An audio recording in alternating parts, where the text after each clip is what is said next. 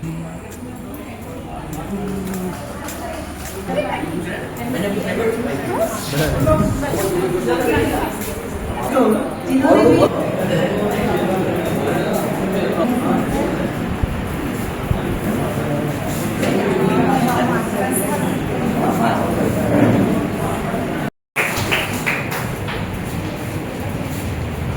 साहित्यिक आयोजन का शुभारंभ वाग्देवी मां सरस्वती के पूजन द्वारा करने हेतु मैं मंचस्थ सभी अतिथिगण से निवेदन करती हूँ कि आप मां वीणापाणी मां शांति के समक्ष दीप प्रज्वलन द्वारा इस कार्यक्रम का विधिवत प्रारंभ करें। और आप सभी को मेरा प्रणाम। उजालों का संसार तूने दिया बहादुर धरा पे रजनी की एक मिनट बिखरे जो मोती उन्हें हम समेटे सजन का निकले हुए स्वर ममाऊं शब्दों में छाया जादू तेरा उजालों का संसार तूने दिया मां बहादुर धरा पे सजन की। और अगले क्रम में युगधारा संस्था गीत के लिए मैं युगधारा अध्यक्ष डॉक्टर सिमी सिंह जी को आमंत्रित करती हूँ। अंकित हो समय की ये धारा, मूल्यों का उजियारा, बहे पावन ये गंगा की धारा, युग युग में बहती ये वो धारा, युग युग में बहती ये वो धारा, युग धारा युग धारा युग धारा, अक्षर सजन धारा, अंकित हो समय की ये धारा, शब्दों की ये साधना। जुगनू जो राष्ट्रपति पुरस्कृत शिक्षक तो है ही है, साथ में एक अच्छे और प्रसिद्ध साहित्यकार और उससे भी बढ़कर इस मेवाड़ धरा के माने हुए इतिहासकार हैं। मैं उनका तहे दिल से हृदय की गहराई से स्वागत और अभिनंदन करता हूँ। मैं चाहता हूँ कि सब तालियों से उनको है जब जैसे स्वागत। हमारे बीच में बहुत ही सहज सरल नेतृत्व के धनी पूर्व प्राथमिक अध्यापक, साहित्यकार और कई पत्र पत्रिकाओं के संपादक आदरणीय श्री प्रकाश दातेड़ साहब और युगधारा के अध्यक्ष प्रकाश दातेड़ साहब उपस्थित है। इनका भी हृदय की गहराई से स्वागत और अभिनंदन। जोरदार तालियों। हमारे बीच में युगधारा के पूर्व महासचिव और वर्तमान उपाध्यक्ष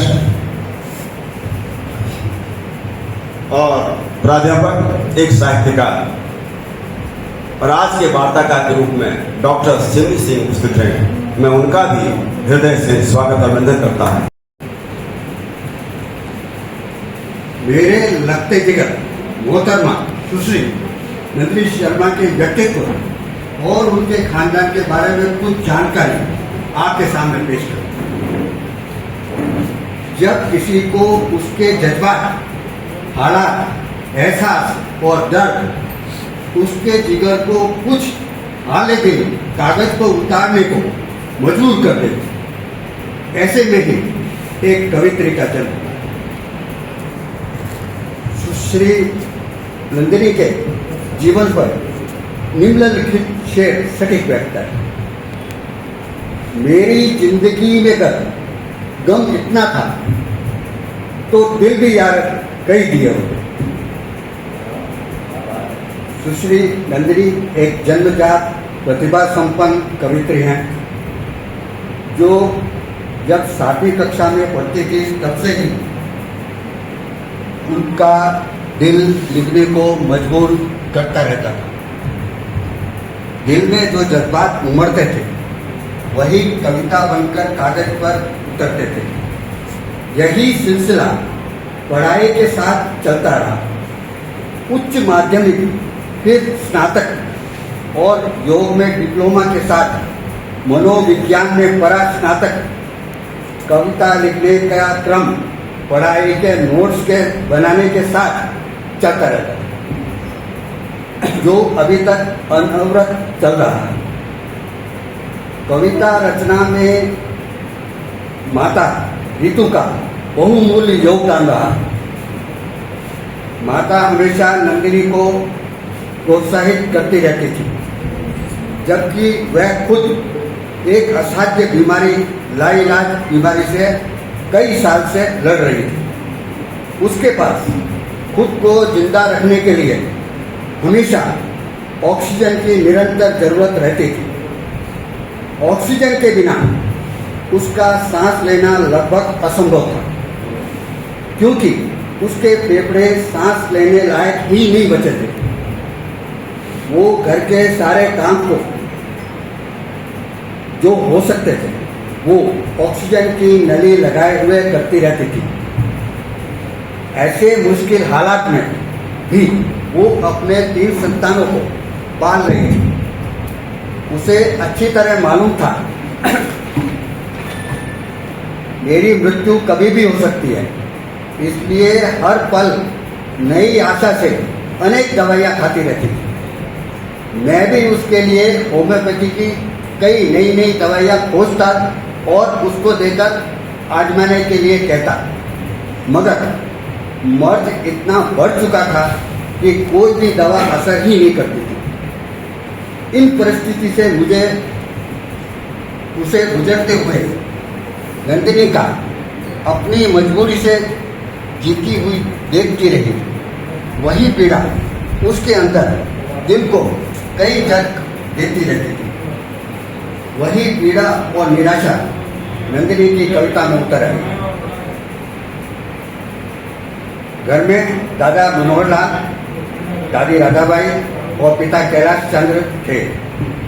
दादा दादी पुरातनपंथी एवं रूढ़िवादी थे, मगर उन दोनों ने कभी भी तीनों संतानों को अपने निर्णय लेने की आज़ादी में दखल नहीं दिया। दादा मनोहर लाल बहुत कम बोलते थे, मगर उनकी नज़र सदैव अपने पोतियों के निर्णय पर होती थी। अगर उसमें कुछ कमी होती थी तो वे सुधार के लिए कहते। दादी दादाबाई बेहद अनुशासित, व्यवहार कुशल और बुद्धिमान महिला हैं, और वो संस्कृत के श्लोक के मुताबिक वो कार्यशु मंत्री कर्मेशु दासी वाला श्लोक सार्थक करते थे।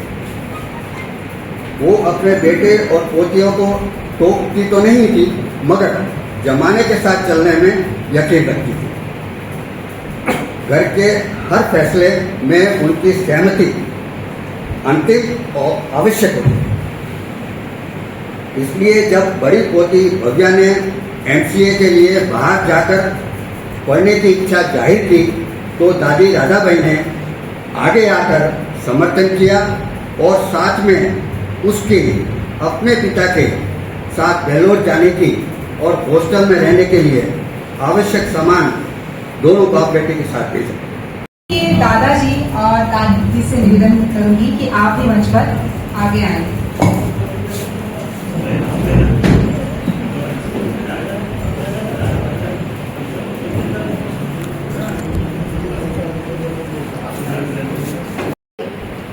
उनकी खुद की जीवन यात्रा भी एक वृतांत लगता है।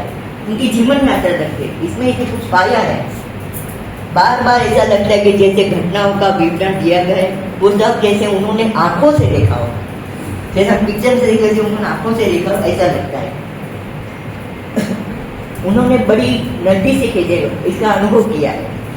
बच्चे बचपन में जो कुछ सीखता है, जो कुछ देखता है, मैं उनका बचपन में बच्चे जो देखते हैं वही आगे जीवन में करता है, उनका अनुसरण करता है। बच्चे बचपन में जो कुछ करते हैं उनकी जो भावना है वो बड़े होकर आगे आ जाती है। प्रस्तुत कविता में इनकी परिपक्वता झलकती है। सबका सुनकर उम्र नहीं होने के बावजूद भी इतनी अल्पमय में जीवन की घटनाओं का विश्लेषण करते हुए उनके काव्यात्मक रूप देने का वर्णन करना मेरी नजर में एक पूर्ण रूप से सुलझे हुए व्यक्तित्व की पहचान। कविता बनाई इस कविता में विध विध मोती पिरोई, इस कविता में विध विध मोती पिरोई, बन गई सुंदर माला रे कविता बनाई, बन गई सुंदर माला रे कविता बनाई, इस कविता में सभी रस भावना मुंडेली, इस कविता में सभी रस भावना मुंडेली। काफी बड़ी है पर मैं छोटे शब्दों में कहना चाहूंगी। पुस्तक का नाम एक माँ एक सफर, एक मैं एक सफर। कवित्री सुश्री नंदिनी शर्मा, प्रकाशक आर्या पब्लिशर और समीक्षक डॉक्टर संजय सिंह। माँ निषाद प्रतिष्ठाम त्वं गमाः शाश्वती समा, यत् क्रौंच मिथुन देखम अवधि काम मोहित। आदि कवि वाल्मीकि के मुख से निकलाया हुआ यह श्लोक कविता का प्रारंभ माना जाता है और यह श्लोक पीड़ा से उत्पन्न हुआ था। प्रणयरत क्रौंच पंछी जोड़े के एक पक्षी को शिकारी मार देता है और दूसरा पक्षी क्रंदन करने लगता है। यह देखकर चौर्य धर्म अपनाने वाले वाल्मीकि द्रवित हो जाते हैं और उनके मुख से एक श्लोक फूट पड़ता है। काव्य का शुभारंभ वहीं से माना जाता है। मेरे कहने का अर्थ है कविता का जन्म पीड़ा से हुआ है। मुझे अत्यंत गर्व भी है और हर्ष भी है कि नंदिनी शर्मा मेरी विद्यार्थी तो है ही, साथ ही विद्यार्थी होने के साथ साथ एक संवेदनशील एवं प्रतिभाशाली युवा कवित्री भी हैं। उनकी प्रथम काव्य कृति एक माँ एक मैं एक सफर पाठकों के समक्ष एक ऐसे अंतर्मन का संसार प्रस्तुत करती हैं जिसमें जीवन के संघर्ष, स्मृतियां, भावनात्मक उतार चढ़ाव, आत्मसंघर्ष और आशा का अद्भुत सामंजस्य दिखाई देता है। इस कृति को पढ़ते हुए सहज ही यह अनुभव होता है कि नंदिनी ने जीवन की कठिन परिस्थितियों से गुजरते हुए भी अपनी संवेदनाओं और लेखन को निरंतर जीवित रखा है। यही उनकी रचनात्मक शक्ति का सबसे बड़ा प्रमाण है। जैसा कि संग्रह के शीर्षक से ही स्पष्ट होता है कि इस कृति का केंद्र माँ है। कवित्री का अपनी माँ से गहरा आत्मिक जुड़ाव उनकी अधिकांश कविताओं में अत्यंत मार्मिक रूप से अभिव्यक्त हुआ है। माँ के साथ बिताए गए क्षण, उनकी स्मृतियां, उनके जाने के बाद का रिक्तता बोध तथा उस पीड़ा की अनुभूति इन कविताओं में अत्यंत संवेदनात्मक रूप से उभर कर आती है। संग्रह की कविताएं पाठकों को भाव विभोर कर देने की क्षमता रखती हैं। माँ का बचपन कविता विशेष रूप से उल्लेखनीय है, जिसमें कवित्री ने माँ के जीवन और उनके बीते हुए बचपन की कल्पना करते हुए एक भावनात्मक संसार रचा है। यह कविता केवल स्मृति नहीं बल्कि पीढ़ियों के अनुभवों को समझने का एक संवेदनशील प्रयास भी है। इसी प्रकार अब कह दो कविता में कवित्री ने माँ के अंतर्मन के दर्द को समझने और अभिव्यक्त करने का प्रयास किया है। माँ के अभाव में जीवन कितना कठिन और शून्यपूर्ण हो जाता है, इसे कवित्री ने अत्यंत प्रभावी ढंग से प्रस्तुत किया है। को सलाह दी, लेकिन ये नहीं सोचा था कि ये कुछ ऐसा काम कर जाएगी। न इन्होंने कभी हमको इस बात का जिक्र किया। 3-4 महीने पहले ही कभी मैं इनको फ़ोन कर लिया करता था तो बताया कि मेरी एक ऐसे मुझे अंकल कहती है कि अंकल मेरे एक संग्रह है वो राजस्थान साहित्य अकादमी के से है, तो मुझे विश्वास नहीं बता ही बताओ कि इस तरह से कोई कर सकती है। और ज़्यादातर मैंने देखा है जो फिटनेस में लगे हुए लोग हैं वो इस तरह के सृजन भी कर सकते हैं, ऐसा थोड़ा मुश्किल लगता है। करते ही होंगे, एक प्रत्यक्ष उदाहरण तो आपके सामने ही है। तो कभी कभी मुझे पता चलता था कि इनकी माता जी की तबीयत खराब है तो आज नहीं आ पाएंगी, इसलिए पता चलता था कि आज ये योगा कराने नहीं आएंगी। तो इन्होंने हमारे ऊपर बहुत एहसान किया योगा करा के, अगर यूँ कहें तो, क्योंकि हर योगा गुरु जो अपने समर्पण के साथ, सहयोग की भावना के साथ, और हम जैसे सीनियर सिटीजन है तो एक आदर के साथ में जिस तरह से इन्होंने हमारा सहयोग किया, लेकिन वो तो एक अलग इशू था।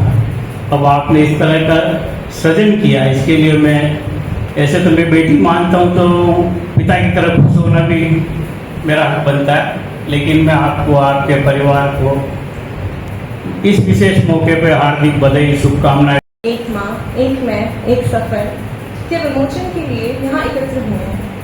यह पुस्तक सिर्फ एक कहानी नहीं, बल्कि भावनाओं, रिश्तों और जीवन के अनुभव की एक भरी एक खूबसूरत यात्रा है। इस पुस्तक में केवल एक माँ की कहानी नहीं, बल्कि उस मैं की भी कहानी है, जो जीवन के हर पड़ाव पर खुद को समझने और आगे बढ़ने का प्रयास करती है। यह एक यात्रा है जिससे हर पाठक कहीं ना कहीं खुद को जोड़ पाएगा। मैं नंदिनी को एक लेखिका के साथ साथ एक बहुत संवेदनशील और मेहनती इंसान के रूप में जानती हूँ। उनकी यह खूबी उनके लेखनी में भी दिखाई देती है। उनके शब्द दिल को छू जाते हैं। मुझे विश्वास है कि यह पुस्तक हर पाठक को कुछ नया सोचने और महसूस करने पर अवसर देगी। नंदिनी, आपकी इस सफलता पर मुझे बहुत गर्व है। मैं आपको इस उपलब्धि के लिए दिल से बधाई देती हूँ और ईश्वर से प्रार्थना करती हूँ कि आप आगे भी ऐसे ही लिखती रहें और सफलता की नई ऊंचाइयां हासिल करें। बहुत बहुत शुक्रिया। 2 वर्ष पहले नंदिनी जी लगा रहा हूँ, मेरे को मिली थी, तब मैंने कहा क्या चल रहा है आजकल राजस्थान से अकादमी की पांडुलिपि योजना के अंदर पुस्तक जमा करा दी और नहीं करा दी, सर मैं प्रयास कर रही। अब एक कॉलेज में पढ़ने वाली छात्रा 10 काम करता है, सुना दी। उसके बाद में एक बार मेरे को विजय कुमार जी नागर के इनके पारिवारिक मित्र हैं और शुभचिंतक हैं, वो मेरे को मिले थे जब मैं अपने भाई साहब के यहाँ माली कॉलोनी जा रहा था। मैंने कहा कैसा विजय कुमार जी? ठीक है। अरे मैंने कहा उस नंदिनी को कहना कि वो अपनी पांडुलिपि जल्दी तैयार करके और अकादमी में जमा कराए।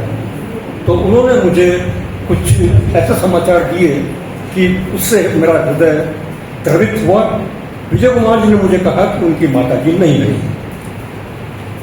ये समाचार सुन के मुझे भी धक्का लगा और मैंने संवेदना संदेश और फोन भी किया नंदिनी को। मैंने कहा ऐसी स्थिति हो गई है तो तुम्हें धैर्य से काम करना चाहिए, क्योंकि धैर्य ही ऐसी चीज है जो कि जीवन में विजय दिलाती है। अगर धैर्य खो दिया तो सब कुछ खो दिया। इसके बाद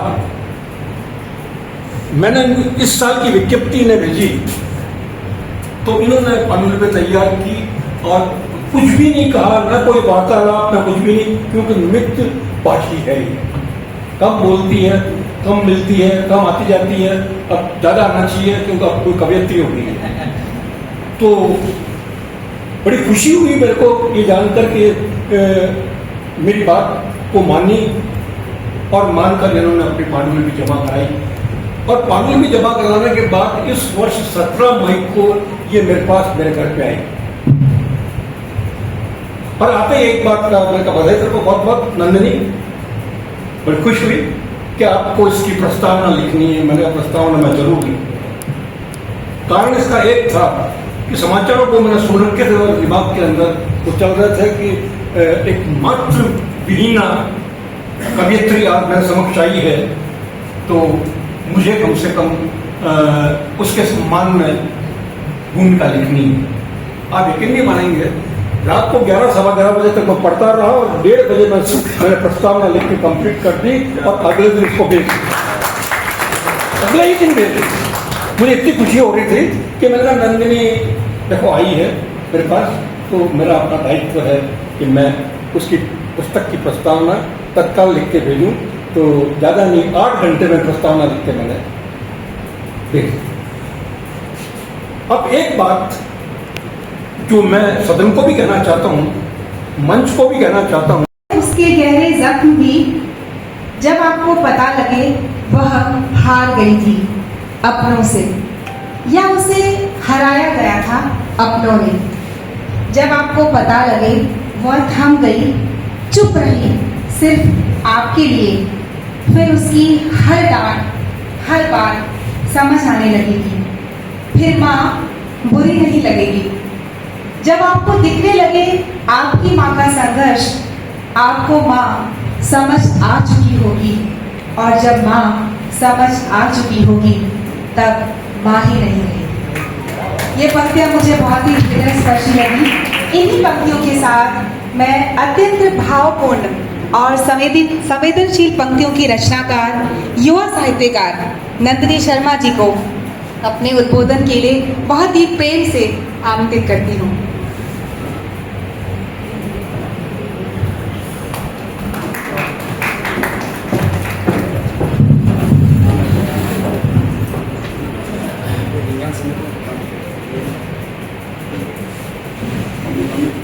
मंच पे उपस्थित सभी को मेरा प्रणाम, और आप सभी साहित्यकार, मेरे परिवारजने, आप सब यहाँ पर उपस्थित हुए, और मेरी सहेलियाँ, मेरे योगा के क्लाइंट्स, कामना मैम, पीसी अंकल, तो मुझे काफ़ी अच्छा लगा। और ये जो किताब है, एक माँ, एक मैं, एक सफर, इसका सफर शुरू हो गया था जब मेरी माँ ने जन्म दिया मेरे भाई को। जब वो अस्पताल में थी, और क्योंकि तब तो मैं छोटी सी बच्ची थी, तो माँ की जरूरत तो छोटे बच्चे को तो ज्यादा ही होती है, हालांकि अब भी है। तब मैंने शुरू किया लिखना। मुझे नहीं पता था कि कैसे लिखते हैं, कुछ होता है, क्या होता है, तो मैंने लिखना शुरू किया, और वहाँ से मैं लिखती गई। उसके बाद मैं उदयपुर में शिफ्ट हो गई, और फिर लिखने का जो सफ़र है वो और आगे बढ़ता रहा। और युगधारा को मैं बहुत बहुत बहुत बहुत शुक्रिया अदा करूँगी इसका, क्योंकि युगधारा का सबसे ज़्यादा योगदान रहा है। और Vijay uncle, thank you so much. अगर मुझे लगता है कि आप नहीं होते तो शायद मैं ये सफ़र कर भी पाती, शुरू भी कर पाती या नहीं, मुझे नहीं पता।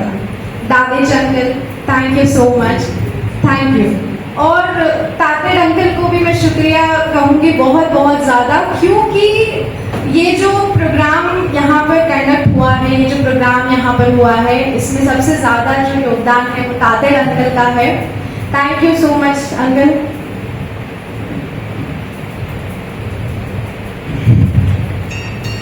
तो कविताओं का जो सफर है वो साथ ही अनुवाद हुआ, तो काम काफी हुआ।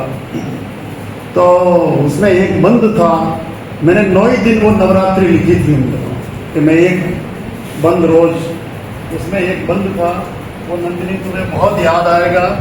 जाने कब कब नाद सुनाकर, कतरा घुघरा बजाया दीदी बच्चों बोलियो, है ना। जाने कब कब नाद सुनाकर आंख कान को खोला, जाने कब कब नाद सुनाकर आंख कान को खोला, और कितनी खुश थी मम्मा, आखिर मुन्ना मम्मा बोला। तो बड़ा सुंदर प्रसंग माँ के स्मरण का।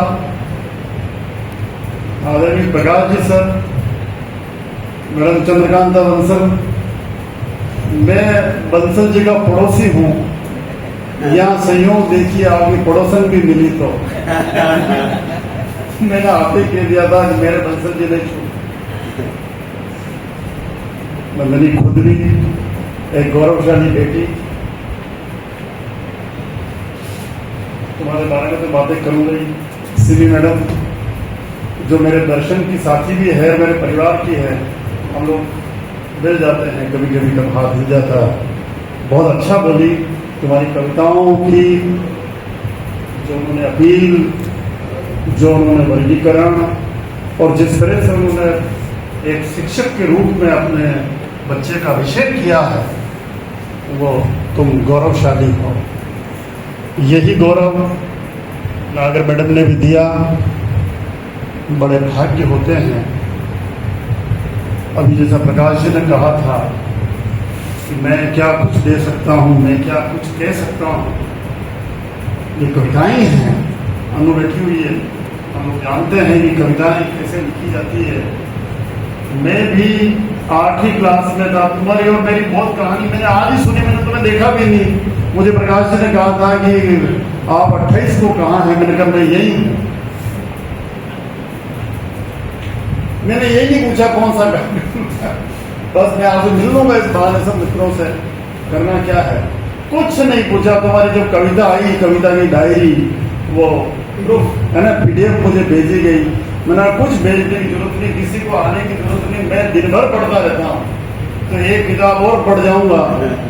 तो वो जो किताब मैंने जब पढ़ी तो मैंने तुम्हारी किताब पर कई सारे नोट्स लिए, और एक माँ, एक मैं और एक सफर,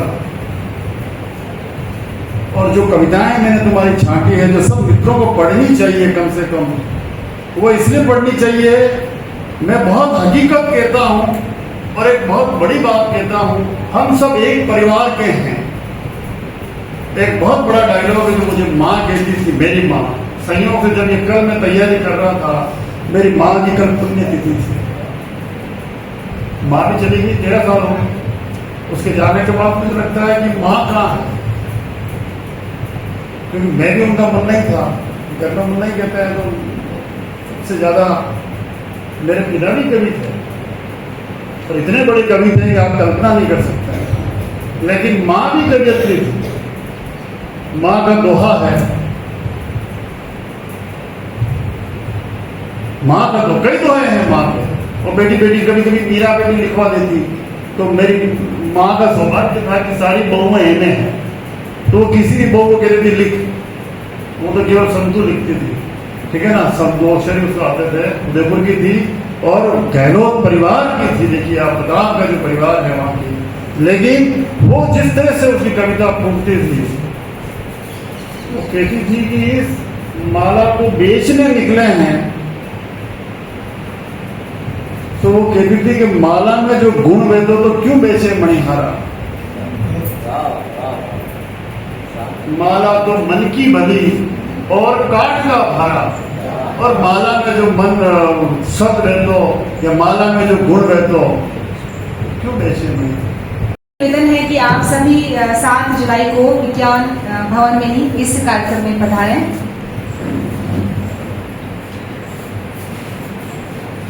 हमारी मुख्य अतिथि वरिष्ठ कवयित्री और आलोचक साहित्यकार आदरणीय चंद्रकांता बंसल जी, जो कि सेवानिवृत्त प्राचार्य है महाविद्यालय शिक्षा से, मैं आपको आपके उद्बोधन के लिए आमंत्रित करती हूँ।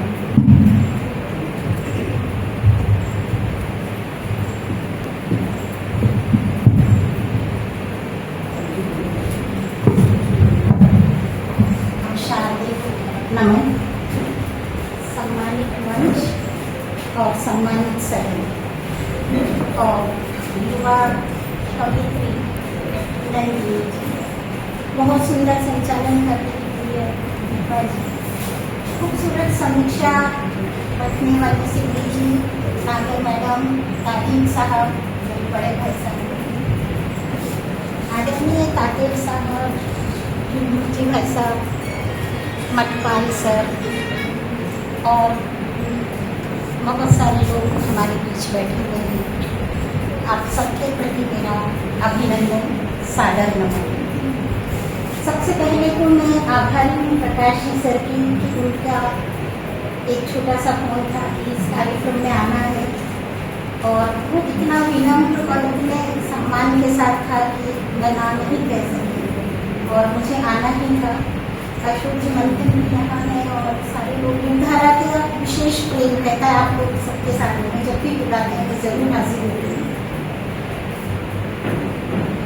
एक माँ, एक मैं और एक सफर पर बहुत सारी बात हुई। स्वयं कवित्री ने भी अपनी बात कही, जुगनू जी ने कुछ शाश्वत तथ्यों के साथ बहुत प्रामाणिक बातें प्रस्तुत की, और इसके सफर की यात्रा को, इसकी रचनात्मक प्रक्रिया को विजय सर ने, तरुण सर ने बहुत खूबसूरती से अंजाम दिया। जब हम किसी की कविता की रचना प्रक्रिया के दौर से गुजरते हैं तो हमें ये महसूस होता है कि कविता में क्या है। मैं दरअसल इस बात की बहुत गहरी बख्श भर रही हूँ कि जब कवि कुछ कहता है तो वो जो कुछ कह रहा है उसके अलावा जो जो भी ध्वनित होता है या जिस जिस अर्थ का भी हम रसपान करते हैं वह असल में कविता है। इन्होंने बार बार माँ का जिक्र किया। माँ है या नहीं ये एक जुदा प्रश्न है, लेकिन माँ एक शाश्वत साथ है जो बच्चे के जन्म पुस्तक लिखी और हम सबको ये अवसर प्रदान किया कि आज हम इस निमित्त यहाँ मिले, इस पुस्तक पर अपने विचार व्यक्त करें, चर्चा करें। नंदिनी शर्मा और उस पुस्तक के साथ काफ़ी साहित्यकारों का, मित्रों का जुड़ाव रहा। उनमें से डॉक्टर सिम्मी सिंह जी और मैडम हिमांशु नागर जी मंत्रासीन हैं और नंदिनी के दादाजी भी, जिनसे कुछ देर बात हुई तो बताया कि हम मूलतः राजनगर से हैं। तो मैंने कहा मेरी भी सारी पढ़ाई राजनगर में ही हुई है और हम नौचौकी का नाम लिया था, हम नौचौकी की यादों में खो गए थे, पर क्योंकि वंश की गरिमा थी ज़्यादा बात नहीं कर सकते थे। हमने कहा चलो, क्योंकि मेरी पढ़ाई तीसरी से 10वीं तक राजसमंद में हुई है, मेरे पिताजी की नौकरी वहाँ थी और बाद में नौकरी में मैं कंट्रोली मकान बनाया, सब बच्चों की शादियाँ वहाँ की और करीबन 12-15 साल में मैं कंट्रोली विभाग और ऑफिस और स्कूल दोनों मिलाकर के नौकरी की। तो मेरा राजनगर कंट्रोली से जुड़ाव ज़्यादा है और 2006 से मैं उदयपुर में हूँ। तो उदयपुर में काफ़ी हो गया हूँ, 20 साल हो गए हैं और BSc MSc मैंने उदयपुर से की थी विद्यार्थी के रूप में। ये तो बात तो दादाजी को देख करके मुझे ये सब बातें याद आ गई। और आज सारा प्रसंग माँ से जुड़ा हुआ है, क्योंकि पुस्तक का नाम है एक माँ, एक मैं और एक सफर। इस पुस्तक में से कुछ उदाहरण मैंने भी चुने हैं। एक कविता में लिखती है PDF से, कोख चीरते वक्त इतना दर्द कैसे सहती। ये बैचलर है, इनको क्या पता कि कोख चीरते की क्या अनुभूति होती है। सुनते हैं अपन सबसे, पुरुष तो इसको जानते ही नहीं है। किंतु महिलाएं को पूछा जाए कि तुम्हारे जीवन का सबसे अच्छा अनुभव क्या है, वो कहती मैं माँ बनी, ये मेरा जीवन का सबसे अच्छा अनुभव। ये प्रश्न मैंने बहुत सी महिलाओं से पूछा, करीब करीब यही उत्तर सबसे मिला है। तो वास्तव में ये बहुत अलौकिक चीज़ है। कोख चीरते वक्त इतना दर्द कैसे सहती हो, देख फिर चेहरा मेरा तुम सुकून से हंसती हो। ये दृश्य रोज देखने को मिलता है। अभी मेरी पोती के बच्चा हुआ है 25 मई को, 1 महीने का कल हुआ है। तो मेरे घर में चौथी पीढ़ी, ये दृश्य रोज मुझे देखने को मिलता है कि उस पोती ने कोख चीरते वक्त इतना दर्द कैसे सहती हो, देख फिर उस बच्चे का चेहरा जिसका नाम रखा प्रशिव, उसका चेहरा देख करके उसको। तमाम साहित्यकार बंधुओं, साहित्यकार प्रेमियों और नंदिनी के परिवारजन और मित्रों को, और योग साधिका के रूप में इनके जो शिष्य हैं वो भी जो पधारे हमारे मित्र हैं प्रकाश जी, वो भी आज देख के मुझे बहुत आश्चर्य और बहुत खुशी भी हुई। आप सभी पधारे, आपका बहुत बहुत धन्यवाद। आज का ये कार्यक्रम अपने आप में एक विशेष ही रहा, क्योंकि ये पुस्तक है अपने आप में बहुत ही विशेष है। इस पुस्तक की खासियत के बारे में तो पूरी पुस्तक को पूरी पांडुलिपि में पढ़ा, हमें देखने में थोड़ा कंप्यूटर में दिक्कत रहती थी, पर उसको आपने जो पांडुलिपि देख के जो पढ़ा हमने, और इतनी मतलब वाकई में संवेदना इतनी मतलब एक भरपूर संवेदना है। सबसे बड़ी बात जिज्ञासा है, जानने का सवाल बहुत है, और सवाल से वो कहते हैं कि हमारे आंख बंद करके चले चलो, मान के चलो। तो एक शिष्य के रूप में तो मानना ठीक है, पर एक नागरिक के रूप में आगे जब जो कुछ है उसमें सवाल करने का, तर्क करने का, तो प्रजातंत्र को सार्थक करने का, वो सवाल करने का नागरिक अगर दायित्व उस रूप में चले तो बहुत बेहतर होगा। आपकी पुस्तक अपने आप में मतलब बहुत ही, मैं बहुत भावुक भी हुआ और बहुत ही विशिष्ट रही। और निश्चित रूप से आप सभी जब इसको पढ़ेंगे तो आपको लगेगा कि नंदिनी ने वाकई में जिया भी बहुत, दर्द भी जिया, और साथ साथ में उस दर्द को अक्षरों में, शब्दों में ढालकर जो कागज पर लिखा है वो अपने आप में बहुत ही विचित्र है। मैं बहुत बहुत बधाई देता हूँ नंदिनी को, और युगधारा संस्था की ओर से, नंदिनी के परिवार की ओर से मैं आज हमारे यहाँ पधारे हुए मंचासीन मुख्य अतिथि डॉक्टर चंद्रकांत प्रवंशर जी, इतना बढ़िया सरस, भला आप जब बोलती तो ऐसा लगता है कि बस बोलते रहे, हम सुनते रहे, और वो की वो बात जो है वो शिकस्त जुगनू थी। यहाँ का सरलता, ज्ञान सारा जो बहता है, मतलब ज्ञान बहता है, वहाँ जुगनू जी का जो अभी तक का जो अनुभव है, सारा इतिहास से लेकर, सारा हमारा संस्कार से लेकर सारी बातों का सब वो जो बहता है, तो ऐसा लगता है हमारे कह रहे थे खत्री जी कि बस जुगनू जी को सुनते हैं तो सुनते ही रहें। और आप पधारे आज हमारी युगधारा के, आपका युगधारा के प्रति बहुत स्नेह है, हम निश्चित रूप से उसके प्रति आभारी हैं। और आज पधारे उसके लिए आपका बहुत बहुत धन्यवाद।